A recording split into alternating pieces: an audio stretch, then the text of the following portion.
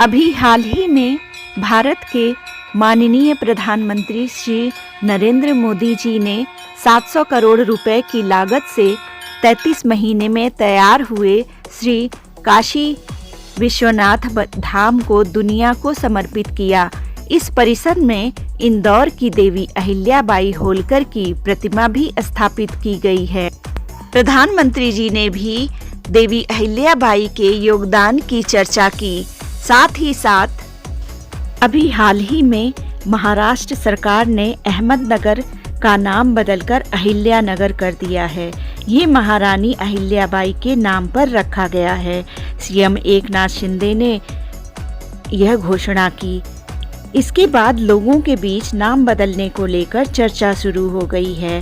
साथ ही लोगों के मन में यह सवाल उठ रहा है कि आखिर अहिल्या नाम क्यों रखा गया है और काशी विश्वनाथ मंदिर परिसर में अहिल्याबाई की प्रतिमा क्यों लगाई गई है और इस नाम का इतिहास से क्या संबंध है। अहिल्याबाई होलकर के बारे में जानने के लिए हमें इतिहास में थोड़ा पीछे जाना पड़ेगा। अहिल्याबाई मल्हार राव होलकर की पुत्रवधू थीं, जो कि होलकर साम्राज्य के संस्थापक थे।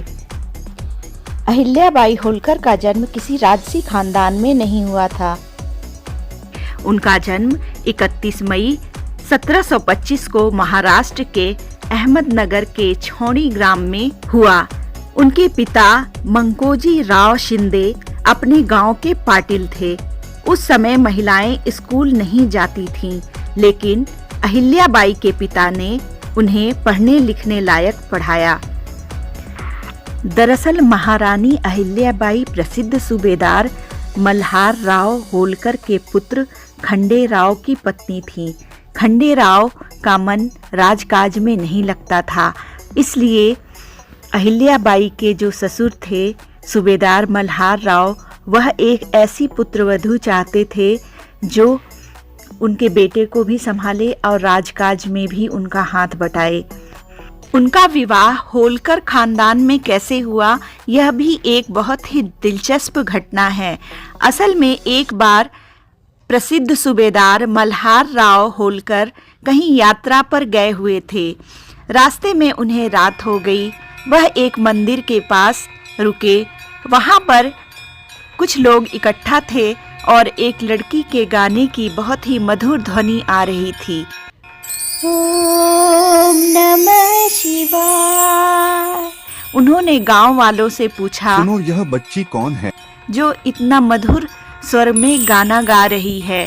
तब लोगों ने बताया कि शायद आप यहाँ के नहीं हैं, तभी आपको पता नहीं है कि यह अहिल्या है, जो मंकोजी राव शिंदे की पुत्री है। तब मल्हार राव होलकर ने उस व्यक्ति से पूछा, क्या आप मेरा परिचय करा देंगे? तब वह आदमी कहता है, क्यों नहीं। फिर वह ले जाकर मंकोजी राव शिंदे से उन्हें मिलवा देता है। उन्होंने कभी मल्हार राव को देखा नहीं था। उनके अभिवादन करने पर वह कहते हैं कि माफ करिएगा, मैंने आपको पहचाना नहीं। इस पर मल्हार राव ने कहा, कैसे पहचानेंगे, मैं यहाँ पहली बार आया हूँ, पेशवा का सेवक हूँ। यह सुनकर मैंको जी की आंखें चमक उठी। उन्होंने कहा, महाराज, आपको कौन नहीं जानता। आपकी यश और वीरता के किस्से किसी से छिपे हुए नहीं है। अगर आप अनुमति दे तो मैं आपका आज रात के लिए अतिथि सत्कार करना चाहता हूँ। मल्हार राव होलकर उनके प्रस्ताव को स्वीकार कर लेते हैं और रात उनके यहाँ रुकने को तैयार हो जाते हैं।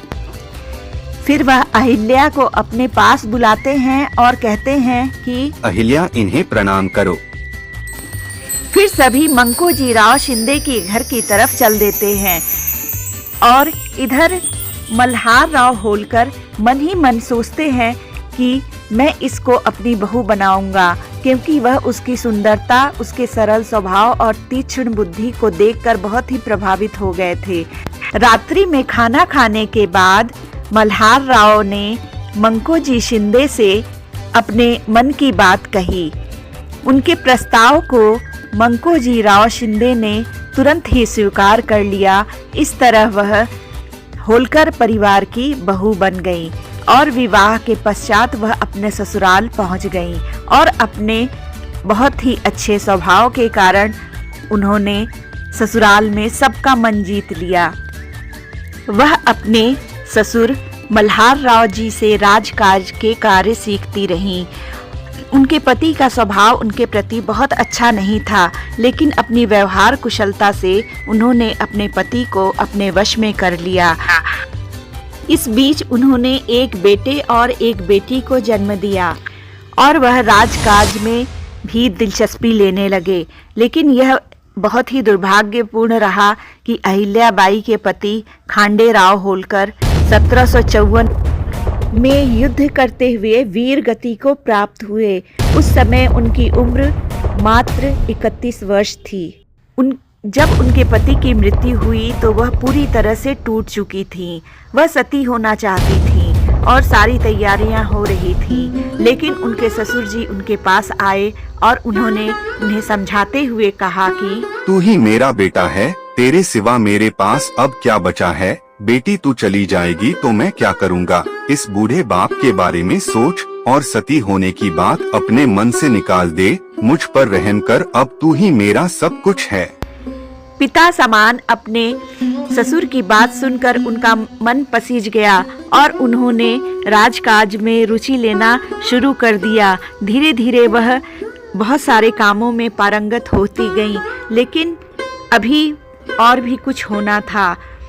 12 साल बाद उनके ससुर मल्हार राव होलकर की भी मृत्यु हो गई, लेकिन वह कर भी क्या सकती थीं। राज्य का संचालन तो उन्हें करना ही था। वह अपने बेटे की मदद से यह सब कुछ करने लगी। फिर देवी अहिल्याबाई के पुत्र माले राव होलकर रियासत की गद्दी पर बैठे, लेकिन न जाने क्यों उनका स्वास्थ्य खराब रहने लगा। वह बिस्तर पर पड़े और कभी उठे ही नहीं और जल्द ही उनकी मृत्यु हो गई। अब तो अहिल्याबाई पूरी तरह से टूट चुकी थी। फिर भी रियासत की भलाई के लिए वह अपना गम दिल में छुपाए राजकार्य में अपना योगदान देती रहीं। और 11 दिसंबर 1767 को इंदौर की महारानी बनी देवी अहिल्याबाई। वह हमेशा से ही अपने साम्राज्य को मुस्लिम आक्रमणकारियों से बचाने की कोशिश करती रहीं, बल्कि युद्ध के दौरान वह खुद अपनी सेना में शामिल होकर युद्ध करती थीं। उन्होंने तुकोजी राव होलकर को अपना सेनापति के रूप में नियुक्त किया था। ये पहली महारानी थी जिन्होंने स्त्रियों की सेना बनाई और उनका नेतृत्व भी किया। इतिहास गवाह है कि जहाँ सत्ता होती है वहाँ पर तमाम तरह की साजिशें चलती हैं। लोग घात लगाए बैठे रहते हैं कि कब कोई कमजोर पड़े और उस पर आक्रमण करके अपने राज्य में मिला लिया जाए। इसी तरह उस समय एक पुराना अधिकारी चंद्रचूड़ ने पेशवा के विश्वास पात्र रघुबा को पत्र लिखा और कहा कि होलकर राज्य इस समय पुरुष विहीन है, इससे अच्छा मौका इस पर चढ़ाई करने का नहीं मिलेगा। अहिल्याबाई को इस साजिश के बारे में पता चल गया। उन्होंने युद्ध की पूरी तैयारी कर ली। उनकी स्त्री सेना भी उनका मुकाबला करने के लिए तैयार थी और इसके बाद उन्होंने रघुबा को पत्र लिखकर उन्हें सचेत किया और समझाने की भी कोशिश की, जिसे पढ़कर उनके होश उड़ गए। उन्होंने पत्र में लिखा था कि हम तुम्हारी सेना पर वार करने के लिए तैयार हैं। हे राजन, मुझे तुमने एक अबला समझा है, लेकिन तुम मुझे एक अबला समझने की भूल मत करो। मैं तुम्हें युद्ध भूमि में बताऊंगी कि अबला क्या कर सकती है। याद रखना राजन, जब आपकी सेना क्षिप्रा नदी के इस पार आएगी तो हमारी तलवारें चलेंगी और इसके लिए तुम तैयार हो जाओ। लेकिन याद रखना, यदि इस युद्ध में हमारी हार होती है तो दुनिया तो हमें कुछ भी नहीं कहेगी, पर अगर इस युद्ध में अगर आपकी हार होती है तो सोच लो यह दुनिया तुम्हारे पर कितना हंसेगी कि तुम महिलाओं से हार गए, और यह जो कलंक तुम्हारे माथे पर लगेगा वह कभी धोए नहीं धुलेगा। अच्छा होगा कि इस लड़ाई से पहले एक बार दोबारा से सोच विचार कर लो, अन्यथा परिणाम के लिए तुम स्वयं जिम्मेदार होगे। अहिल्या का संदेश पढ़कर रघुनाथ राव परेशान हो गया। उसका मुंह खुला का खुला रह गया और जब वह बोला तो उसके मुंह से यही बात निकली कि बाप रे बाप, क्या यह एक अबला के स्वर है। मैं यहाँ युद्ध नहीं करूंगा। सचमुच अगर मैं हार गया तो मेरी बहुत बेइज्जती होगी और यह कलंक मैं और जिंदगी भर नहीं धो पाऊंगा। लेकिन रघुबा के कुछ अधिकारियों ने उन्हें सलाह दिया कि ऐसा कुछ भी नहीं होगा, विजय आपकी ही होगी। महाराज, वह आपके सामने बिल्कुल भी नहीं टिक पाएगी। आखिर वह तो एक महिला ही है। जरा सोचिए, वहाँ कोई मर्द नहीं है और हमारे राज्य का कितना विस्तार हो जाएगा। विजय हमारी ही होगी। लेकिन रघुबा युद्ध के लिए तैयार नहीं हुए। उन्हें लगा कि अगर मैं इनसे युद्ध करूंगा तो मुझे हार के सिवा और कुछ भी नहीं मिलेगा।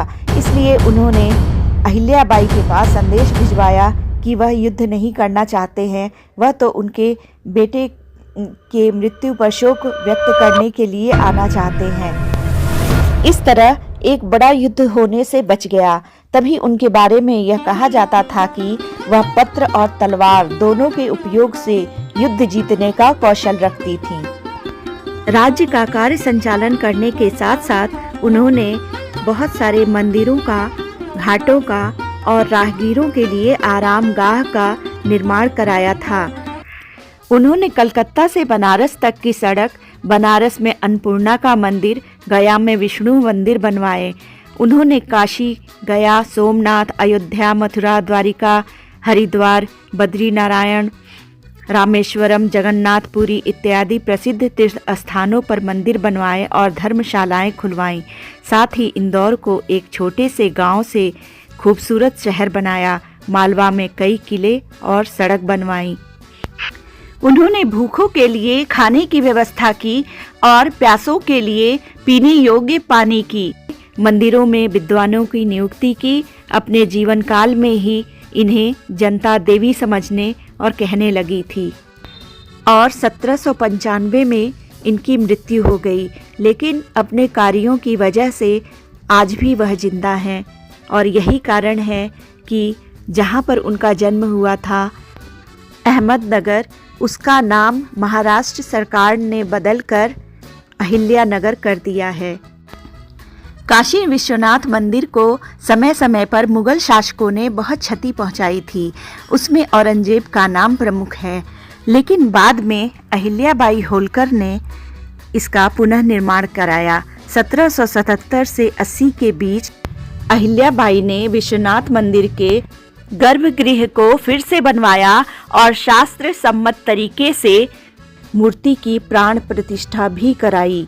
तभी उनका नाम आज भी इस मंदिर के साथ जोड़ा जाता है और यही कारण है कि काशी विश्वनाथ मंदिर के प्रांगण में देवी अहिल्याबाई की मूर्ति स्थापित की गई है। तो मित्रों, कहा गया है, कर दिखाओ कुछ ऐसा कि दुनिया करना चाहे आपके जैसा।